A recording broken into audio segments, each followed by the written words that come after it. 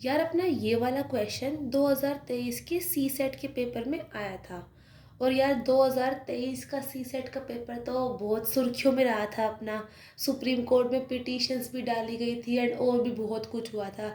चलो जो कुछ भी हुआ छोड़ो, हम तो अपना क्वेश्चन सॉल्व करते हैं। तो अपना क्वेश्चन है, what is the remainder when 85 into 87 into 89 into 91 into 95 into 96 is divided by 100। तो यार सिंपल सी बात ये है कि क्वेश्चन ट्रिकी होते हैं इस टाइप के ना। अब हमें ये तो करना है नहीं कि हम पहले इसको पूरा मल्टीप्लाई करेंगे फिर बैठ जाएंगे डिवाइड करने 100 से, टाइम वेस्टेज होगी पूरी पूरी। तो सिंपल सा हम इसमें कॉन्सेप्ट क्या लगाएंगे।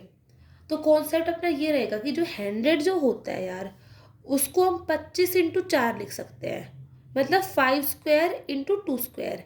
एंड यार ये बात ध्यान रखनी है कि जो 100 का ये वाला रिप्रेजेंटेशन है ना, कि 100 equals to 5 square into 2 square, हमें UPSC SSC and most of the जितने भी क्वेश्चंस होंगे ना, जितने भी पेपर्स होंगे, उनके मोस्ट ऑफ द क्वेश्चंस में 100 को इसी फॉर्म में रिप्रेजेंट करना होगा। मतलब 100 की ये फॉर्म तो आप लोग अपने मन में बसा लो बिल्कुल ना, कि यार ये तो हमें याद रखना है कि जहाँ कहीं भी 100 आ जाए ना, तो हमें उसे 5 स्क्वायर इंटू 2 स्क्वायर लिखना है। एंड स्पेशली जो मल्टीप्लिकेशन टाइप के क्वेश्चंस होंगे ना, उनमें तो आप बिना सोचे समझे 100 को 5 स्क्वायर इंटू 2 स्क्वायर लिख ही दो, क्योंकि मोस्ट ऑफ द केसेस में आंसर वैसे निकल ही जाता है।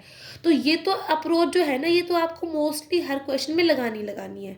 ठीक है, अब हमारा क्या है, हम लोग लिखते हैं मतलब 85 into 87 into 89 into 91 into 95 into 96 divide by 100।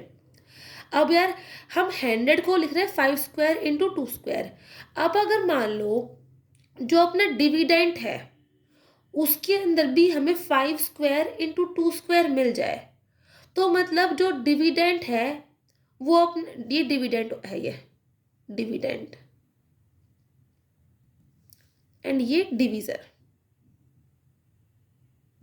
तो यार अपने डिविडेंट में अगर हमें 5 स्क्वायर इंटू 2 स्क्वायर मिल जाए, तो मतलब वो डिविजिबल, डिविजर से कम्प्लीटली डिविजिबल हो जाएगा, और मतलब फिर रिमाइंडर जीरो हो जाएगा अपना।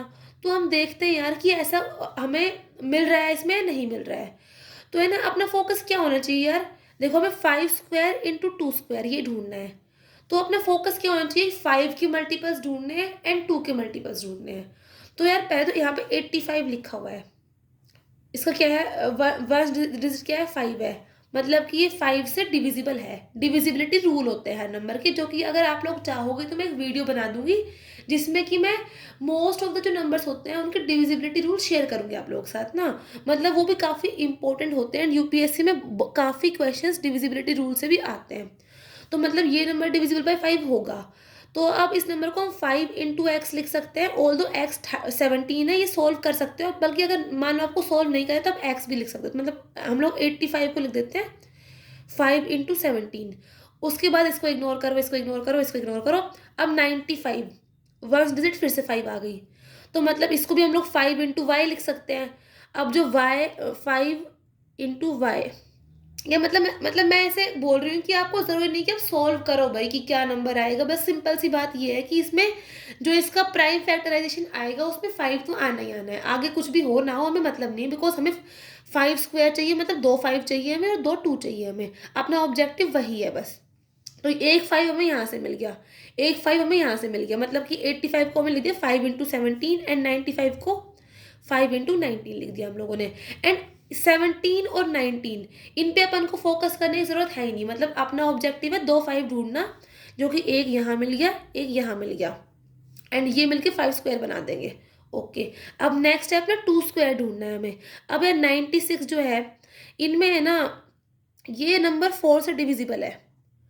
अब इसको हम 4 इंटू 24 लिख सकते हैं। ये डिविजिबिलिटी रूल से पता चलता है, जो कि मैं आपको बता दूंगी। अगर आप लोग कहोगे तो एक वीडियो मैं बना दूंगी उस चीज़ के लिए भी, तो आप लोग बता देना कमेंट सेक्शन के अंदर। अब ये 4 इंटू 24 है। अब 4 जो है वो क्या होता है, 2 स्क्वायर होता है। तो यार अपना ऑब्जेक्टिव क्या था, हमें 2 5 चाहिए थे एंड 2 2 चाहिए थे, मिल गए हमें। तो अब हम लोग जो डिविडेंट है ये ऊपर वाला पूरा, इसको हम लोग 5 स्क्वायर, एक 5 स्क्वायर इंटू 2 स्क्वायर लिख देते हैं, एंड बाकी ये एक्स मान लो। तो मतलब डिविडेंड को हम लिखेंगे 5 square into 2 square into x, and जो अपना डिविजर है 100 वो फिर 5 स्क्वायर इंटू 2 स्क्वायर। अब ये डिवाइड हो गया कम्प्लीटली, अपने पास एक्स आ गया। एक्स क्या है अपना? क्वेश्चन। एक्स क्वेश्चन है अपना, मतलब रिमाइंडर कितना है अपना? 0 आ गया, बिकॉज ये जो नंबर है given it is completely divisible by 100। तो यार ये सिंपल सा क्वेश्चन था अपना, ये बहुत इजीली सॉल्व हो गया। मतलब ना, मतलब हमें बस यही कॉन्सेप्ट यूज करना था इसमें कि हम लोग 100 को 5 स्क्वायर इंटू 2 स्क्वायर लिख सकते हैं, एंड किसी भी तरह से हमें ये चेक करना था कि जो अपना डिविडेंट है ना उसमें 5 स्क्वायर इंटू 2 स्क्वायर हिडन है क्या। एंड इसके लिए हमने यूज किया डिविजिबिलिटी रूल, कि जिस नंबर की वंस डिजिट जो है वो 5 से डिविजिबल है, वो 5 है, 5 या फिर 0 है, वो 5 से डिविजिबल होता है। तो ये दो नंबर मिल गए।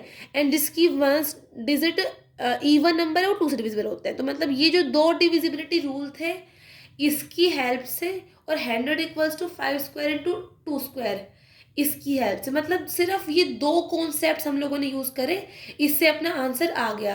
एंड यार मतलब ये आप लोगों को कॉन्सेप्ट्स ही ध्यान रखने होंगे जिससे क्वेश्चन सोल्व होगा, क्योंकि ना ये तो सिंपल सी बात है एक लॉजिकल की है ना, हम लोग इतना बड़ा मल्टीप्लिकेशन करने बैठेंगे नहीं, एंड ना हमें ज़रूरत है। भाई कैलकुलेटर किस काम के लिए होते हैं? तो मतलब पेपर वाला है ना, आपसे पूछेंगे भी नहीं ऐसे क्वेश्चंस, तो ना वो बस ट्रिक्स यूज करवाएंगे आपसे हर क्वेश्चन के अंदर, एंड ये चेक करेंगे कि जो आपने कॉन्सेप्ट्स पढ़े हैं ना अब तक उनकी कितनी क्लैरिटी है। तो मतलब समरी क्या है, हमने इस क्वेश्चन में बस दो कॉन्सेप्ट यूज करे। पहला 100 equals to 5 square into 2 square, ये है इसका प्राइम फैक्टराइजेशन। दूसरा divisibility rule, divisibility rule, writing मत जाना यार। वो 5 में क्या होता है, 5 का होता है कि वंस डिजिट क्या आनी चाहिए, 0 या 5 आनी चाहिए, एंड 2 का क्या होता है, वंस डिजिट इवन होनी चाहिए। हम लोगों ने बस इन दो कॉन्सेप्ट्स को यूज करके क्वेश्चन सॉल्व कर लिया है। सो ओके, तो अपना ये वाला क्वेश्चन सॉल्व होता है। मैं 2023 के और भी क्वेश्चन सॉल्व कराऊंगी अब in the upcoming videos. And आपको अगर डिविजिबिलिटी रूल पर या प्राइम फैक्टराइजेशन कॉन्सेप्ट पर कोई वीडियो चाहिए तो आप लोग कमेंट करके बता देना मुझे। I will make an video for the same. Okay, I hope आपको समझ आ गया होगा। Okay, bye.